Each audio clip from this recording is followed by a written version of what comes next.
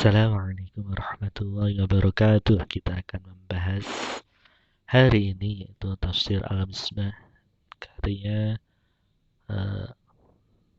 Profesor Quraisy Shihab, dimulai dengan surat An-Nisa ayat 4.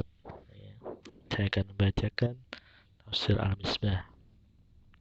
A'udzu billahi minasyaitonir rajim. Bismillahirrahmanirrahim. Wa atun nisaa sadaqatihinna nihlah fa in tibna lakum an syai'in minhu nafsan fakuluhu hani'an mari'a. Artinya, berikanlah mas kawin kepada wanita-wanita sebagai pemberian dengan penuh kerelaan.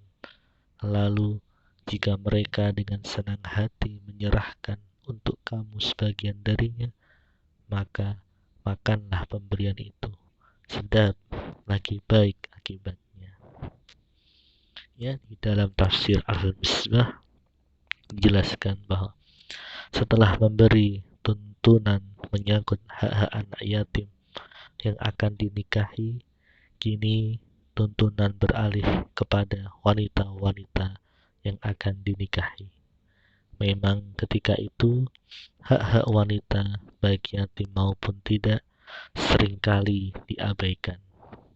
Karena itu ayat ini, surat An-Nisa ayat 4, berpesan kepada semua orang, khususnya para suami dan wali yang sering mengambil mas kawin perempuan yang berada dalam perwaliannya. Berikanlah mas kawin, yakni mahar kepada wanita-wanita yang kamu nikahi, baik mereka yatim maupun bukan, sebagai pemberian dengan penuh kerelaan. Lalu jika mereka, yakni wanita-wanita yang kamu nikahi itu, dengan senang hati, tanpa paksaan atau penipuan, menyerahkan untuk kamu sebagian darinya atau seluruh mas kawin itu, maka makanlah, yakni ambil dan gunakanlah pemberian itu sebagai pemberian yang sedap, lezat, tanpa mudarat, lagi baik akibatnya. Mas kawin dinamai oleh ayat ini, ayat keempat surat An-Nisa, shadaqat, bentuk jamak dari shaduqah, yang terambil dari akar yang berarti kebenaran. Ini karena mas kawin itu didahului oleh janji, sehingga pemberian itu merupakan bukti kebenaran janji. Demikian menurut Muhammad Thahir Ibnu Ashur. Dapat juga dikatakan bahwa mas kawin bukan saja lambang yang membuktikan kebenaran dan ketulusan hati suami untuk menikah dan menanggung kebutuhan hidup istrinya, tetapi lebih dari itu, ia adalah lambang dari janji untuk tidak membuka rahasia kehidupan rumah tangga, khususnya rahasia terdalam yang tidak dibuka oleh seorang wanita kecuali pada suaminya. Dari segi kehidupan mas kawin sebagai lambang kesediaan suami menanggung kebutuhan hidup istri, mas kawin hendaknya sesuatu yang bernilai materi, walau hanya cincin dari besi, sebagaimana sabda Nabi Muhammad SAW. Dan dari segi kedudukannya sebagai lambang kesetiaan suami istri, mas kawin boleh merupakan pengajaran ayat-ayat Al-Quran. Menamai mas kawin dengan nama tersebut di atas diperkuat lagi oleh lanjutan ayat ini, yakni nihlah. Kata ini berarti pemberian yang tulus tanpa mengharapkan sedikit pun imbalan. Ia juga dapat berarti agama, pandangan hidup, sehingga mas kawin yang diserahkan itu merupakan bukti kebenaran dan ketulusan hati seorang suami. yang diberikannya tanpa mengharapkan imbalan, bahkan diberikannya karena didorong oleh tuntunan agama atau pandangan hidupnya. Dalam surat Al-Baqarah ayat 236, mas kawin dilukiskan dengan sesuatu yang diwajibkan oleh suami atas dirinya. Ini untuk menunjukkan bahwa mas kawin adalah kewajiban suami yang harus diberikan kepada istri, tetapi hal tersebut hendaknya diberikan dengan tulus dari lubuk hati sang suami, karena ia sendiri bukan selainnya yang mewajibkan atas dirinya.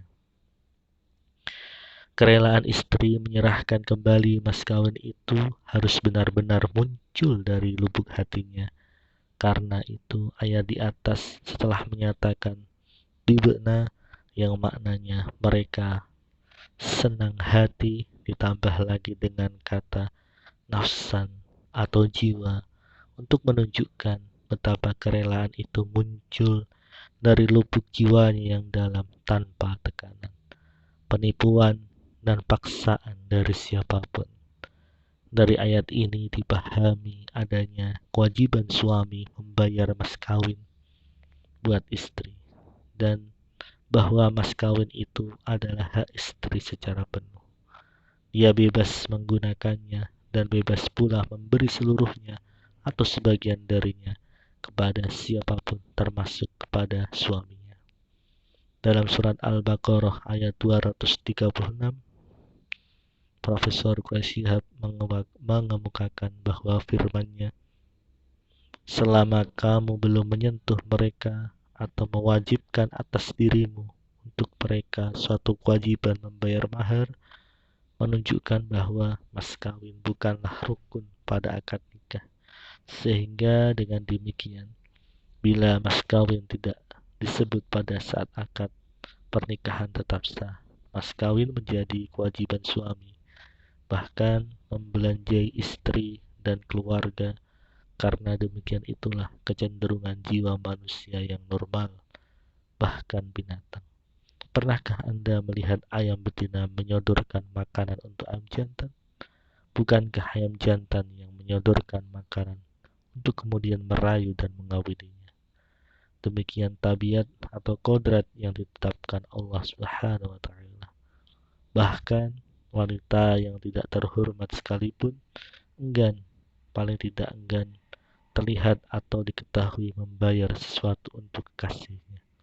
Sebaliknya, rasa harga diri lelaki menjadikannya enggan untuk dibiayai wanita. Ini karena naluri manusia yang normal merasa bahwa dialah sebagai pria yang harus menanggung beban ini. Wallahu a'lam bishawab.